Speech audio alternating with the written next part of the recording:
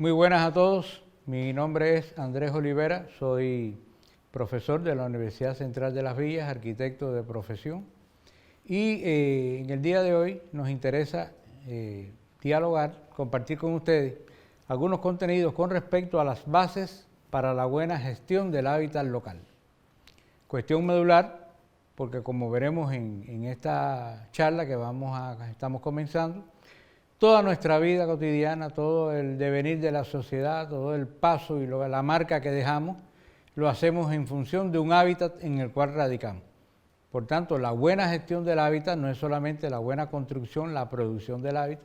La buena gestión del hábitat es clave para todos los procesos de calidad de vida y del propio desarrollo de los grupos humanos que en él viven o habitan.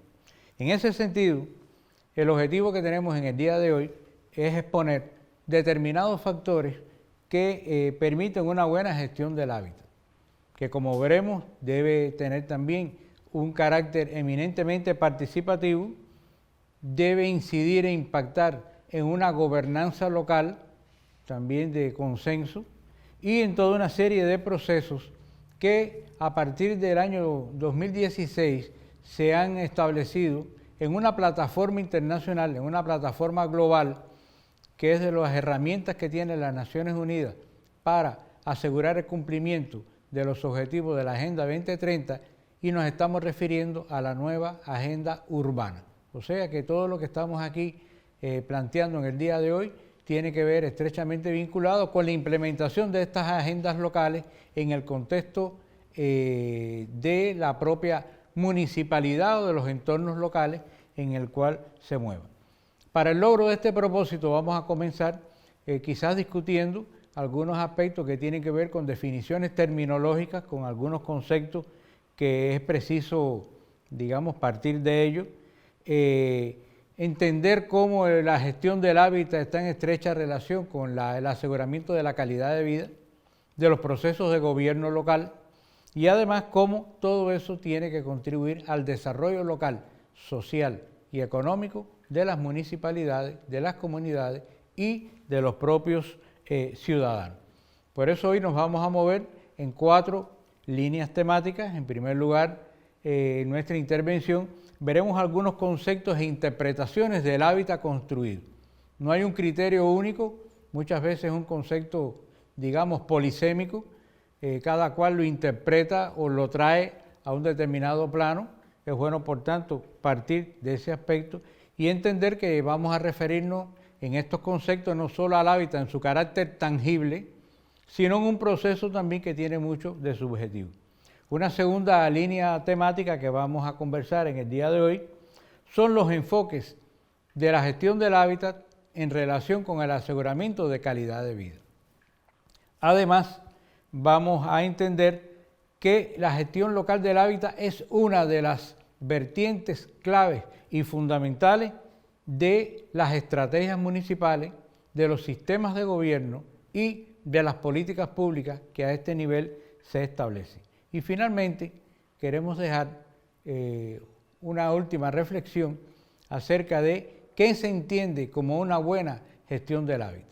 Y para eso nos vamos a referir a la nueva Agenda Urbana, que es la plataforma globalmente aceptada y en las cuales se está trabajando ingentemente por diferentes naciones, regiones, municipalidades y gobiernos para poder implementarla.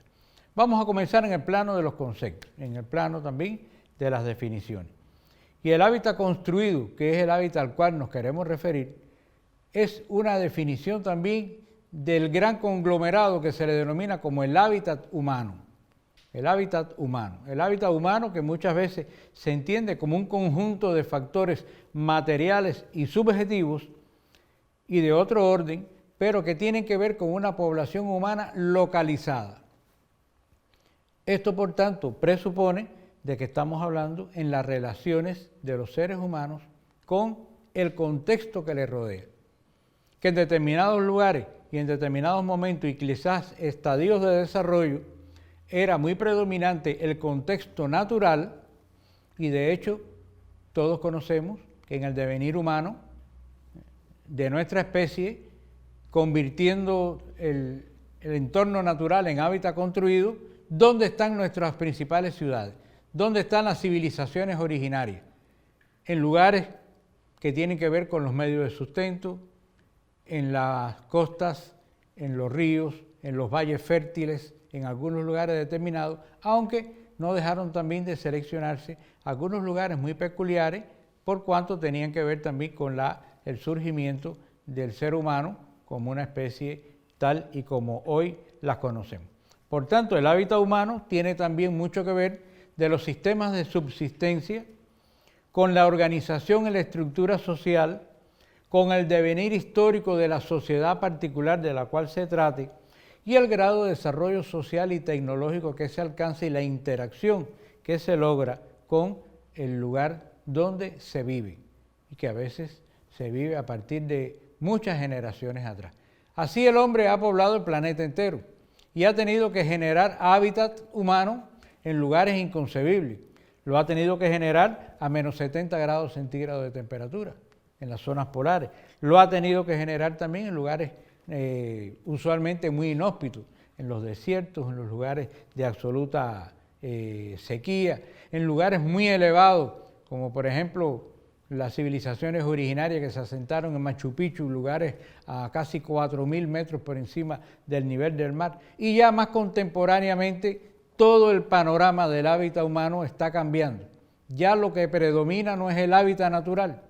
Y así tenemos las megalópolis, ciudades que pasan de 2, 3, 4, 5, 30 millones de habitantes y donde todo el contexto habitado es un contexto construido, artificial, generado, en estrecha relación con el medio natural, pero donde el hombre ya uno de sus esfuerzos ahora, ¿cuál es? Retornar al medio natural. Entonces, en ese sentido, podemos entender todos estos aspectos. Por tanto, a partir del hábitat humano, se desarrollan varias visiones de lo que entenderíamos como el hábitat construido, que es el cual nos vamos a referir, sobre todo en su gestión. A nivel elemental, si vamos a decir cuál es el hábitat construido, pues pudiéramos decir que es el espacio construido en que el hombre vive de manera permanente, en un territorio dado. Es una versión muy abreviada de un concepto. También en ese entorno construido tiene que hacer un determinado sistema social y tiene que existir relaciones individuales y colectivas.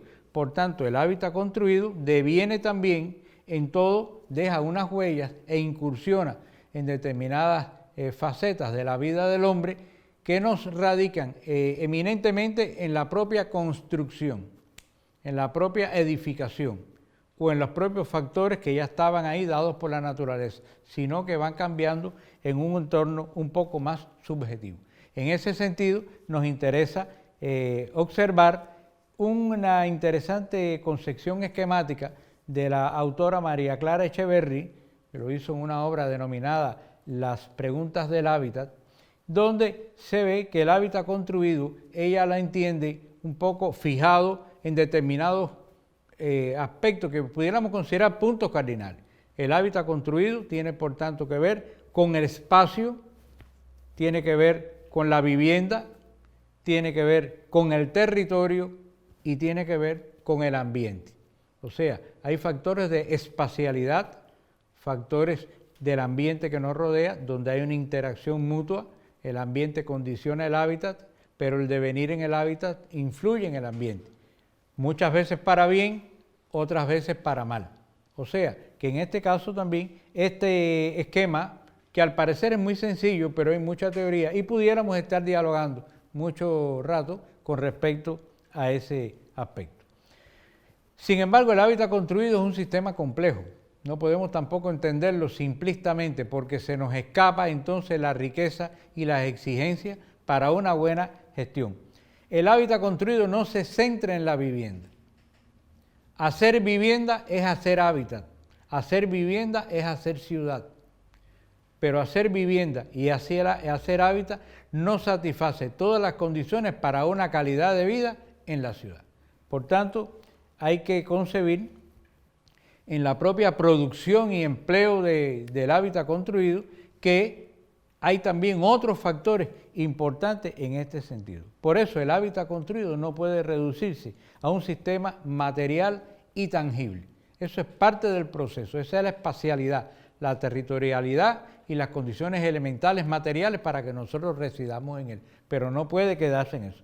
Tiene que verse en como todo un conglomerado de procesos sociales, económicos, técnicos, políticos, condicionados por los factores históricos, y en este sentido es un proceso mucho más complejo, de una dinámica absoluta. De hecho, su expresión quizás más a nuestra vista es cómo cambian las ciudades, cómo cambian nuestro entorno, y uno se da cuenta que las necesidades humanas son infinitas, las expectativas son cambiantes, y si el hábitat no es solamente lo tangible cambia cuando cambian todo este sistema de valores. Por tanto, el hábitat construido, y esta es la idea que quiero dejar, es un sistema complejo que no deja de tener algunos rasgos distintivos y que son influyentes en su gestión. Estos rasgos distintivos podemos sintetizarlos en algunas definiciones. En primer lugar, se desarrolla a escala territorial. Es un concepto que trae necesariamente asociado un espacio físico. Y dentro de ese espacio físico podemos incluso utilizar esta expresión, un espacio social, un espacio económico, un espacio cultural. Su ámbito de acción es necesariamente local. Se puede gestionar la ciudad, pero lo que el ciudadano recibe es la gestión local que hacen sobre él. De hecho, hay grandes ciudades, yo practico un ejercicio a veces con los estudiantes universitarios que tengo como alumnos, en el cual les pongo algunas vistas y todos enseguida se animan. Les pongo la vista de París, ya comprenderán qué aparece en la vista de París, la Torre Eiffel. Les pongo una vista de Londres, les pongo una vista de otras ciudades que ya son íconos. Y después les digo, vamos a cambiar y les voy a poner otras vistas. Y les pongo vistas de esas mismas ciudades, pero ¿qué les muestro? Los barrios obreros, los lugares degradados, los barrios precarios y no identifican el lugar. Quiere decir que la acción tiene que ser local. París, La Habana, Londres, son lugares que se distinguen por determinadas condiciones de vida, pero ahí en lo local hay muchos lugares que tienen una separación en su modo de vida infinita. ¿Está bien? Sustancialmente la gestión del hábitat está implicada con la gestión del gobierno. No se puede gobernar sin gobernar también el hábitat. No se puede satisfacer necesidades de las personas a las cuales se debe el gobierno, que son los propios ciudadanos y que muchas veces eligen esos sistemas de gobierno por sus modos de ejercer la democracia y la votación.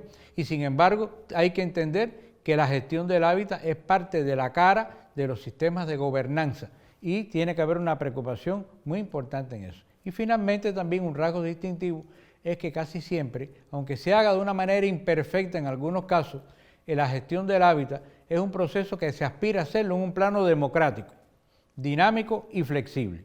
O sea que además de poder ofrecerle calidad de vida a las personas, contribuya a ordenar el territorio, a ordenar el espacio construido y a establecer determinadas reglas, porque hay mucha dinámica, muchas complejidades, muchos aspectos positivos y muchos otros que no nos contribuyen a la buena vida o al bienestar, pero hay que saberlos regular. Aquí, por tanto, y a propósito, no hemos definido qué es lo que es gestión del hábitat antes de adelantar algunas de estas facetas que la condicionan. Si fuéramos y nos solicitaran una definición, digamos, plausible de lo que es la gestión del hábitat, en este sentido, hemos unido varias visiones y varios criterios de fuentes muy autorizadas, incluyendo la de las Naciones Unidas, y pudiéramos decir que el hábitat construido es un conjunto de procesos de planificación, organización, ejecución y control y evaluación, como todo sistema de gestión, y control y evaluación que se tienen que desarrollar articuladamente por todos los actores que comparten el hábitat, los actores públicos, pero los actores privados, los actores de toda naturaleza, para lograr la meta ansiada de un mejoramiento continuo de la calidad de vida. ¿Esto en qué se traduce de cara al ciudadano de a pie? ¿En qué se traduce? esta definición tiene que traducirse en habitar en viviendas adecuadas, en disfrutar de espacios públicos accesibles e inclusivos, en asegurar la igualdad de oportunidades para recibir y disfrutar los servicios públicos del espacio construido, vivir en seguridad, usar racional y eficientemente el territorio y además contribuir al desarrollo económico y social sostenible. Estas son la definición de la gestión del hábitat e incluso algunas metas. Quiero volver y ampliar un poco sobre este concepto de vivienda adecuada.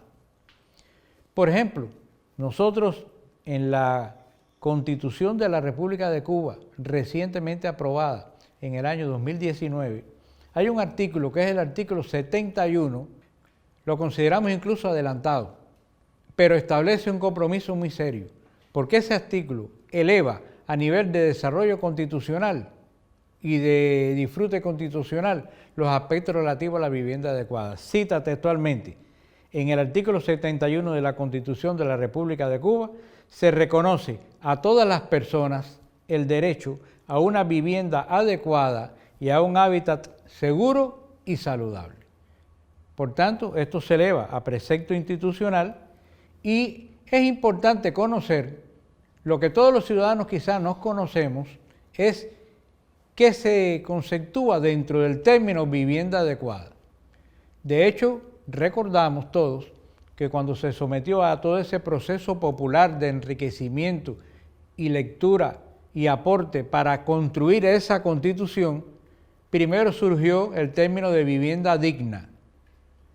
Después esto tuvo una evolución porque el concepto ese es un poco interpretable de acuerdo a determinadas posiciones del que lo analiza. Y finalmente se reflejó como vivienda adecuada, muy acertadamente, porque esto es un concepto aceptado internacionalmente, tanto como un derecho humano, uno de los derechos humanos que en los últimos 50 años han entrado en el pool de los derechos humanos, pero está definido y aceptado en la Carta sobre el Derecho a la Ciudad, en la Declaración Universal de los Derechos Humanos y en el Pacto Internacional de los Derechos Económicos, Sociales y Culturales, y establece como vivienda adecuada aquella que está normada por determinadas condiciones, las cuales son, una de ellas, seguridad jurídica de la tenencia de la vivienda. Si queremos un hábitat seguro y sostenible, seguro y saludable, pues bueno, lo primero que tiene que existir es que los ciudadanos se sientan en una posición no de indefensión, sino de empoderamiento con respecto a la vivienda. Tiene que haber una disponibilidad de servicios, materiales y facilidades, incluyendo la infraestructura, para poder disfrutar del hábitat como se requiere, de la vivienda adecuada. Los gastos en la vivienda deben ser soportables a nivel en otros países y a nivel internacional. Hay uno de los indicadores de la solvencia del ciudadano, es cuánto tiene que invertir en factores tales como el alquiler de su morada, el mantenimiento, los impuestos, las hipotecas, y todos estos gastos también en una espiral ascendente pueden también influir en la propia calidad de vida. Pero además la vivienda tiene que tener una habitabilidad mínima, incluyendo la salud en este contexto que estamos ahora bajo el influjo de la pandemia. Tiene que ser asequible, tiene que existir programas donde la ciudadanía pueda, el que carezca de una vivienda o el que quiera mejorar su vivienda, tener acceso a nuevas formas. La ubicación debe ser segura, no en zonas de riesgo.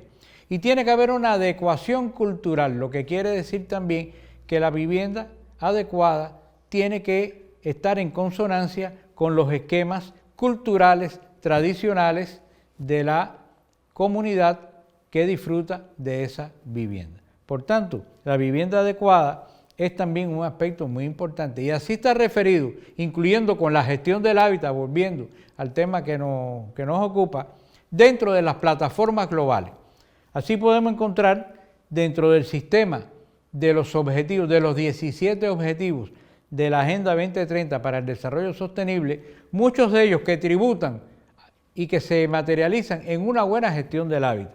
El objetivo número 1 del fin de la pobreza, el objetivo que tiene que ver con el medio ambiente, el objetivo que tiene que ver con la equidad y la justicia social, pero hay un objetivo de desarrollo sostenible, el ODS número 11, que se denomina Ciudades y Comunidades Sostenibles, que está en línea y brinda los paradigmas para aspirar a una gestión del hábitat cada vez más eficiente. En las metas de ese objetivo, metas que supuestamente en el año 2015 el conjunto de naciones acordaron para avanzar juntos sin que nadie se quede atrás hacia un nivel de desarrollo diferente, este ODS número 11 establece un conjunto de metas alcanzables al final de ese periodo. Voy a mencionar algunas para que se vea que son metas muy claras, muy definidas, tienen un espacio de acción para la gestión del hábitat y también se puede pensar, pero también son de difícil alcance, son complejas para poder llegar a satisfacerla al 100%. Por ejemplo, una meta es acceso de todas las personas a viviendas y servicios básicos adecuados, seguros y asequibles, y mejorar los barrios precarios. Otro meta es sistemas de transporte seguros, asequibles, accesibles y sostenibles para todos. Aumentar la urbanización inclusiva y sostenible. Reducir los desastres en el hábitat y asegurar sobre todo la protección para los pobres y los vulnerables. Reducir el impacto ambiental negativo en las ciudades y proporcionar acceso universal a zonas verdes y a espacios públicos seguros, inclusivos y accesibles. Todo eso hasta este momento nos da paso para poder configurar y poder entender de que la gestión del hábitat en el ámbito local, y sabemos que lo local tiene muchas interpretaciones, pero pensando ya como hemos planteado, que la gestión del hábitat tiene que ver con la gobernanza, y la gobernanza tiene que ver con el ámbito institucional, administrativo y político. Cuando se habla de lo local, muchas veces se interpreta lo municipal, lo cual no niega las peculiaridades individuales que puedan tener determinadas comunidades o partes de ese municipio. Y hemos elaborado un esquema que de primera intención se puede ver complejo, porque aparece toda una serie de facetas o de elementos componentes, subsistemas de la gestión del hábitat que están engarzados entre sí. Ahí vemos como uno de los primeros subsistemas el de la estrategia de desarrollo municipal.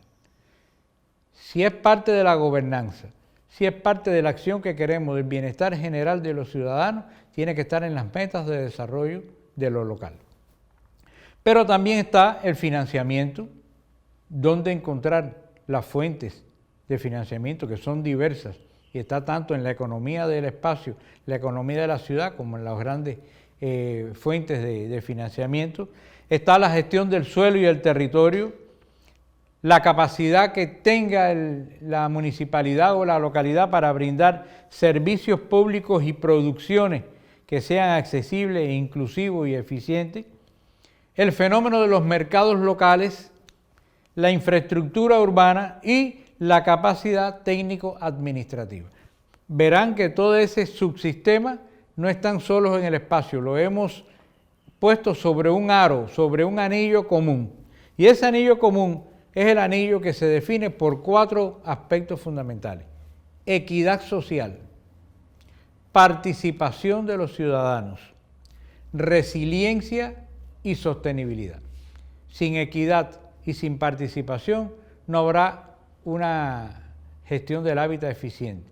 Sin un entorno resiliente, recordamos que la resiliencia es la capacidad de prever, anticiparse, soportar y recuperarse de un evento traumático, como puede ser un desastre, o sea, un fenómeno que asole un lugar determinado, que puede ser una problemática bélica, económica, social, de otra naturaleza que cree un determinado problema. Y sostenibilidad, o sea, que para las próximas generaciones lo que encuentren sea una gestión y un hábitat que esté en condiciones de seguirse desarrollando. Esto no deja de tener, y aquí aparece también como determinadas confluencias externas, lo local no vive independiente de lo general. Lo universal condiciona lo local, para bien y para mal. Por tanto, en este caso, toda esa gestión local del hábitat se ve condicionado por algunos factores que pueden, por tanto, influir en eso. Uno de ellos, ¿cuáles son? El conjunto de políticas y estrategias nacionales donde lo local encuentre un ámbito para poder manifestarse. También está la evolución de las problemáticas socioeconómicas y demográficas. Cuba está atravesando un periodo muy interesante. Estamos transitando una configuración demográfica que puede complicar nuestro desarrollo futuro, digamos a 30 años vista, por cuanto nuestra pirámide demográfica está tomando una configuración que no se aviene mucho a nuestras demandas de desarrollo. Y además, un factor externo es que se logren las políticas y los modelos nacionales llegar al puerto al cual se destinaron. Los grandes cambios en el ámbito nacional, las grandes afectaciones externas de todo tipo pueden también condicionar, menguar o favorecer las metas que nos hemos trazado. Por tanto, queremos también hablar de que en caso nuestro la gestión del hábitat se define, se realiza en el ámbito del municipio. De ese municipio que también está en la Constitución de la República, en sus artículos 168 y 169. Y queremos dejar la idea de cuáles son algunos factores que constituyen oportunidades o desafíos para una buena gestión del hábitat. ¿Qué se identifica como oportunidades? Vamos a empezar por los factores más favorables. Se identifica la transformación que está teniendo la gestión municipal hacia una mayor independencia y autonomía de los municipios para decidir su presente y su futuro. El ámbito de ordenamiento territorial y urbano que ha logrado el país por su sistema también institucional que ordena el territorio y planifica su explotación. El predominio de la vivienda en propiedad. En nuestro país el 88% de los ciudadanos ya son propietarios de sus viviendas, por tanto tienen ya una cierta libertad con respecto a su vivienda, sobre todo después que se sabe que se han eliminado barreras, como era el impedimento para que hubiera un mercado de la vivienda en el país. El país tiene un elevado grado de urbanización para su modelo de desarrollo. Cuba está pasando por el 77 y está transitando al 80% del grado de urbanización. Quiere decir que el 80% de los cubanos viven en ciudades. No quiere decir eso. Quiere decir que los 77 al 80% de los cubanos residen en condiciones de urbanización. Además, es una prioridad del Estado, nuestro modelo social no deja a nadie atrás. Hay toda una serie de programas, está el programa de los subsidios, el programa de los barrios precarios, y se está yendo a una consolidación, a un fortalecimiento del desarrollo local. ¿Cuáles son los desafíos? Hay algunos desafíos y algunos que hay que tener en cuenta. El recrudecimiento de las limitaciones externas al municipio. Los municipios se ven también condicionados a toda una problemática externa que puede ser que haya un recrudecimiento en las barreras y por tanto eso es una condicionante, un desafío. Un desafío también es la idoneidad del personal local para poder asimilar todas estas metas de una buena gestión urbana. La persistencia en nuestro fondo habitacional de viviendas que tienen tipologías poco durables o que su estado técnico no es bueno. Esto puede llegar a un 35-36% en algunos territorios. La poca sistematicidad a la actividad privada y pública de mantenimiento de lo que tenemos ya construido. La vulnerabilidad que tiene el fondo habitacional ante los riesgos de desastre, las insuficiencias de infraestructuras y servicios y algunas dificultades que aún se mantienen en la oferta y disfrute de producciones y de servicios y trámites entre la población.